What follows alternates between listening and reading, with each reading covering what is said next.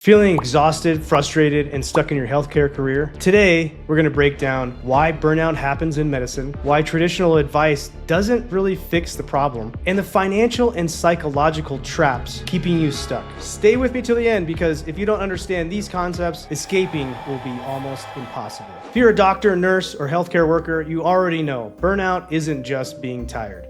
It's that deep, soul-crushing, absolute exhaustion that makes you question why you ever went into medicine in the first place. I'm sure a few of you out there know what I'm talking about. You are constantly overworked, constantly undervalued, and stretched thin by a system that was never designed to prioritize you. And here's the worst part. Most of the advice we're given, just practice self-care, be more resilient, is absolute nonsense. Now, I will say, I know that there are some tough people out there, and you are probably one of them. If you're still in healthcare and you're getting beat up, you're absolutely resilient. So that is not the problem. So why does burnout happen?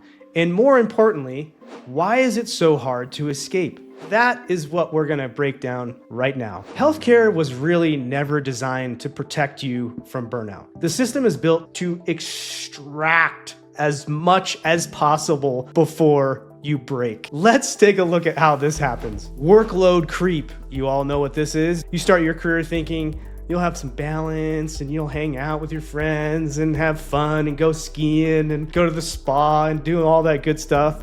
But slowly the shifts get longer, the patient loads get heavier, the expectation to do more with less never stops. The moral injury. You went into this field to help people, but every day you see how the system prioritizes profits over patients, forcing you to compromise on the care you want to provide. And the trap of responsibility. You're not just a worker, you're a professional, meaning your identity, your self-worth, your reputation, right? They're all tied to your ability to show up and keep pushing through, no matter how bad it gets. And for me, my experience in surgery was very interesting because the more you could keep pushing through, the more you could sacrifice yourself, the more of a hero you became in the eyes of your peers. Never mind if you're eating Little Caesars pizza at 3 o'clock in the morning every day, you're not sleeping, you're pounding Red Bulls just to stay awake, so that way you can take care of the next trauma or the next emergency that comes through the door. Never mind all of those things. The more you can push through, the less you can sleep, the more patients you can see, the more of a hero you become. And interestingly, in surgery residency, this was propagated from the very beginning by who we call the father of surgical residency, William Halsted. And Halsted worked at Johns Hopkins as a surgeon. And you know how he stayed awake and he pushed through, and he was such an amazing person, and he forced everybody else to do the same thing that he did, to stay up for 24, 48, 72 hours, so that way he could follow one patient through their journey of a trauma, surgery, and then post-op. He used drugs, okay? He used stimulants, which was never found out until years later, but then he created this culture of never sleeping and always being at the bedside of the patient and sacrificing yourself, which is noble in thought. So because of all of this, burnout isn't just physical exhaustion, it's emotional and psychological exhaustion. You're drained because you feel stuck in a system that doesn't care about you. And I'll have to say that probably this is what pushed me to stay out of medicine, is I just didn't feel that system cared about me. I spent a very long time getting to the point where I could actually produce work on my own in this system. Actually, I was in undergrad for 5 years, 4 years in med school, 5 years of residency, 1 year of research. So 14 plus years or something like that. I spent a really long time dedicating my life to this system. And then with one incident, I felt, that can be argued, that the system turned its back on me and it didn't care about me anymore. I had to think long and hard on that, but I do believe that is what happened. And I think that's what happens to a lot of you as well, as you feel that the system just doesn't care about you. And then we get to a point where it's not just physical exhaustion, then you're talking about a psychological and emotional exhaustion as well. Here's where it gets really frustrating. The moment you tell someone you're burned out, what do they say? You need to meditate more. You try some yoga. Take a vacation. Hey, that does work while you're on vacation. And then when you come back, you want to yourself, and because you realize that it doesn't get any better. But all of these ignore the real issue.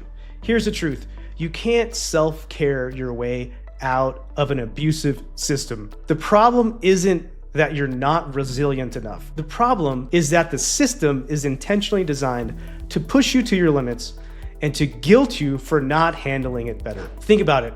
Your hospital admin won't hire more staff, but they'll send out an email about wellness initiatives. Thanks. Your workload keeps increasing, but they'll throw a pizza party to boost your morale in the little teeny shit staff room they give you.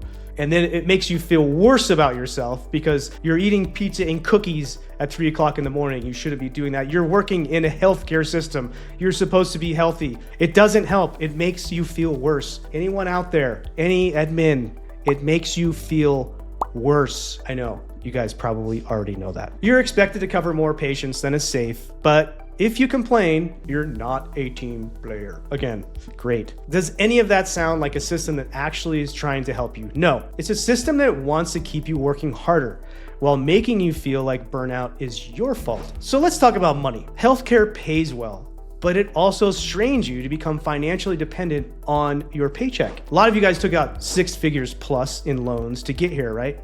So you feel like you can't just walk away. I heard that a lot when I walked away. People aghast that I was walking away with still 6-figure loans. And they were like, you are crazy. You spent 14 years of your life doing this.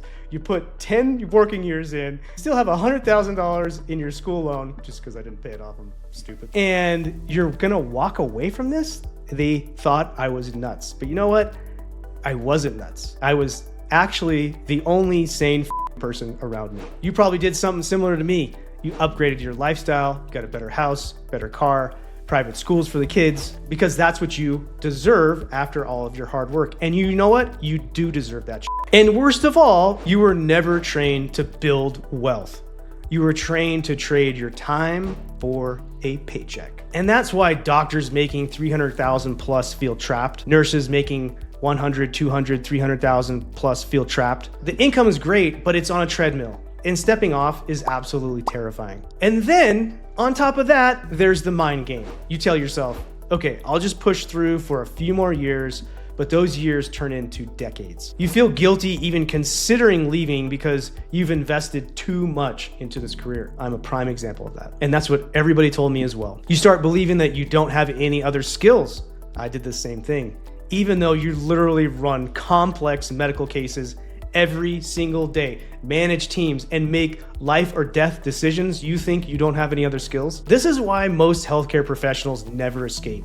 They're trapped by their own financial situation and by a system that wants them to believe they have no other options. So if self-care doesn't work and the system isn't gonna fix itself, what is the solution? The answer is leverage. You need to build financial and career leverage that lets you step back from clinical work on your own terms. I know what you're thinking. How the hell do I do that?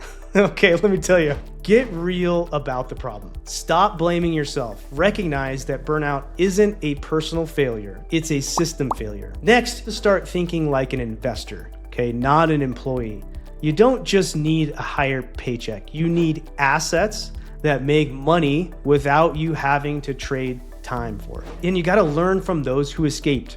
Possibly me, this is why I'm doing this. But there are a lot of other doctors and nurses out there who have done this. They've built side businesses, passive income streams, and real financial independence. You don't have to reinvent the wheel. You just need to follow the right roadmap. You are not powerless. I have been where you are, and I know firsthand that the solution isn't just working harder or finding a better job. The real solution is building an escape plan. So if this resonated with you, make sure to subscribe, because in the next video, we're breaking down why medicine works exactly like a high-paying pyramid scheme and how to escape it. You're not gonna wanna miss this one. Thank you guys so much again, and I'll see you in the next video.